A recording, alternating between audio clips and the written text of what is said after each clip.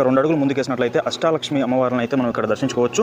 పూర్తిగా మనం ప్రదక్షిణం చేసినట్టుగా మనం గుడి చుట్టూ తిరిగినట్లయితే ఇక్కడ ఆదిలక్ష్మి అమ్మవారిని, మరియు సంతానలక్ష్మి అమ్మవారిని, మరియు గజలక్ష్మి అమ్మవారిని, మరియు ధనలక్ష్మి అమ్మవారిని, మరియు ధాన్యలక్ష్మి అమ్మవారిని, మరియు విద్యాలక్ష్మి అమ్మవారిని, మరియు ఐశ్వర్యలక్ష్మి అమ్మవారిని, మరియు వీరలక్ష్మి అమ్మవారిని, ఇలా 8 అమ్మవార్ల అయితే మనం ఇక్కడ దర్శించుకోవడానికి అయితే వీలుగా ఉంటుంది.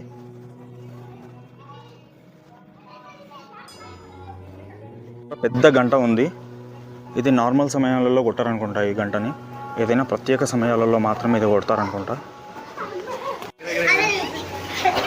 ఇక్కడ ఒక చిన్న కోతి పిల్ల మాత్రం మనకైతే ఇక్కడ నీళ్లు తాగుతూ కనిపిస్తుంది. అక్కడ చిన్న నల్లలో నుంచి వాటర్